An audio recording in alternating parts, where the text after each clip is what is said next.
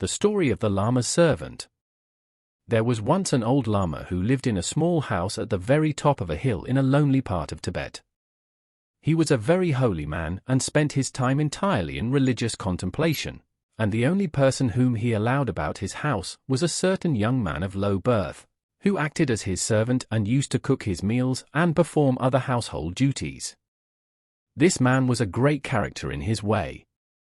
He was an amusing fellow and very fond of his joke, but was quite unreliable and incapable of performing any regular work. Now the old Lama's diet, in accordance with the tenets of his religion, was a very small one, and he refrained entirely from taking the life of any living creature. So his food consisted chiefly of bala flour, butter, and so on, and he abstained from meat of any kind. This mode of life, however, was not at all pleasing to the servant, Rin, who had a healthy appetite and greatly missed his daily dish of meat, and he was constantly trying to persuade the Lama to allow him to kill a sheep or a goat in order that he might have a satisfactory meal. This, however, the Lama always sternly refused to do, and forbade his servant on any account to destroy the life of a living being. One day the servant noticed a fine fat sheep, which, having become separated from the rest of the flock, was wandering about near the Lama's house. So he pursued it and caught it, and carrying it into the ground floor of the house, he went up into the room above, and letting down a rope through a hole in the floor, he hitched a slip knot at the other end of the rope round the sheep's neck. Having made these arrangements, he went into the next room, where the Lama, as usual, was sitting alone wrapped in religious contemplation, deaf to all mundane affairs. "Oh, Lama," said the servant, addressing the old man, "I have come to tell you that I have just found a sheep belonging to our neighbors, who live in the valley below, wandering about near the house, so, for fear he should be eaten by wolves, I have caught him and tied him up in a room below. But he is a very violent sheep and is struggling desperately to escape. Will you be so kind as to hold the rope for a short time while I go and inform the owner where his sheep is?" The old Lama, who never refused a reasonable request, at once proceeded to do as he was asked, and, rising from his seat, he followed the servant into the next room. "Pray hold this rope," said the servant, handing the Lama the loose end of the rope to which the sheep was secured, "and if the sheep begins to struggle, pull it as hard as you can to prevent him from escaping." The Lama accordingly took hold of the rope, and the servant went down into the lower story as if he intended to leave the house. Instead of doing so, however, he went into the room where the sheep was tied and began to poke the animal with a sharp stick, and the sheep began to struggle violently, trying to escape from its tormentor.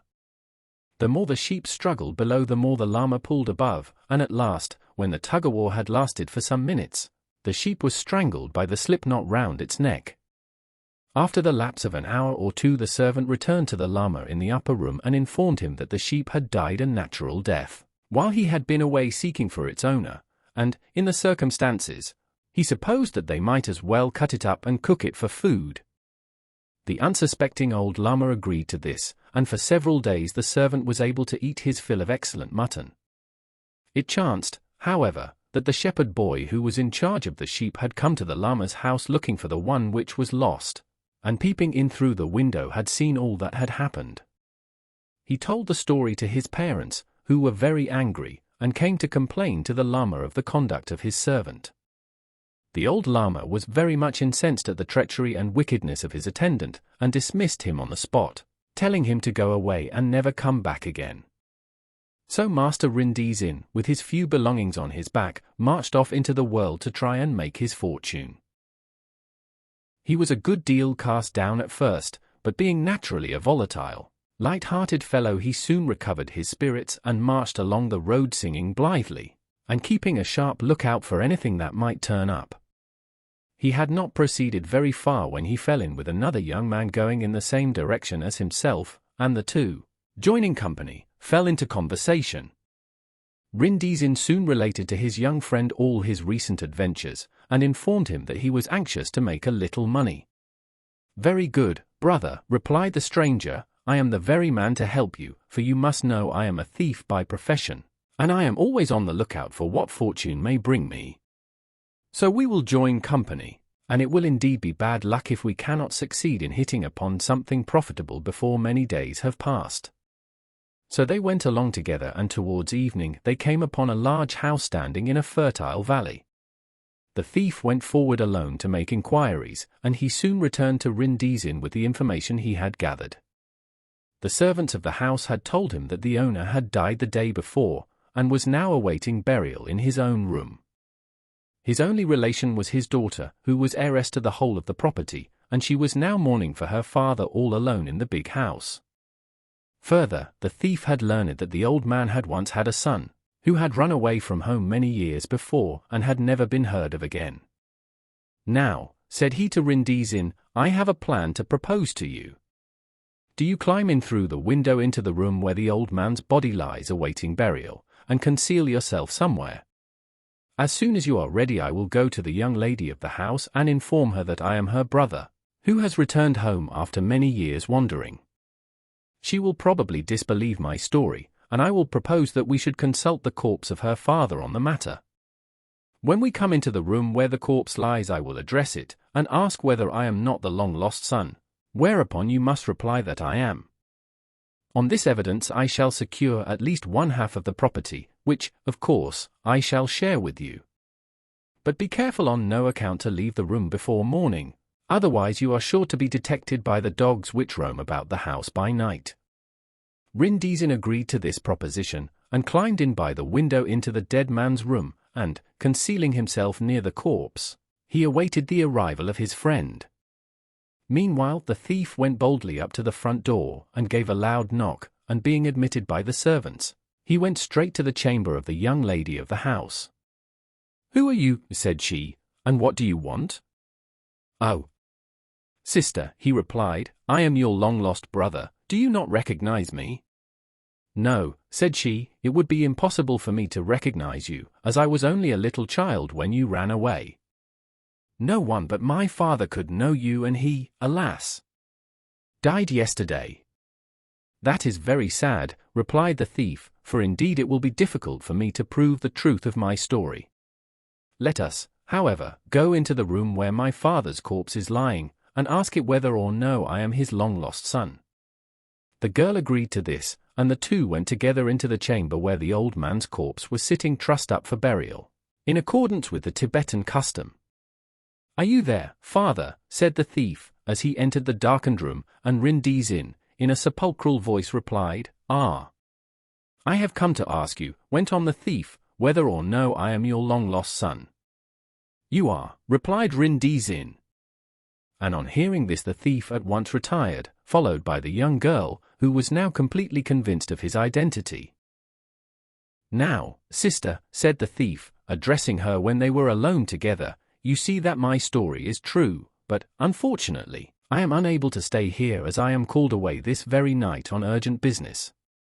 I will therefore make over to you the house and the whole of the landed property, and all I ask from you as my share of the estate is a bag of gold, as big as I can carry with me." The girl accepted these conditions, and handed over to the thief a heavy bag of gold. He then bade her farewell and started off with his booty as fast as he could, leaving Rin-Dizin behind him in the same room as the corpse. Early next morning Rin-Dizin climbed down from the window, and coming round to the front of the house he asked the lady where her brother was. "Oh," said she, "I gave him a big bag of gold last night, and he at once started off with it as fast as he could."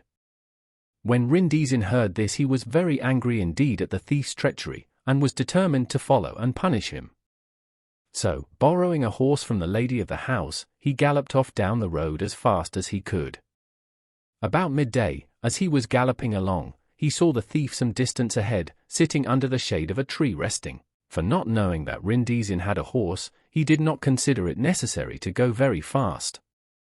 When Rin-Dizin caught sight of the thief, he first thought that he would at once go up to him and demand his share of the gold, but on second thoughts he remembered that while he himself was unarmed, the thief possessed both a sword and a musket, so that if it came to a quarrel between them he would probably get the worst of it. So, leaning down over his horse's neck, he pretended not to see the thief, and galloped past him down the road, as if in mad pursuit. As soon as he was out of sight of the place where the thief was sitting he pulled his horse up to a wall, and taking a new boot out of the bundle on his back, he dropped it in the middle of the road, and then pursued his way for some little distance further, when he took the fellow boot out of his bundle and dropped it also in the middle of the road. Having done this, he turned aside from the roadway and concealed himself and his horse in a thicket nearby. As soon as Rindisin had galloped out of sight, the thief congratulated himself at not having been seen, took up his bag of gold and continued his journey.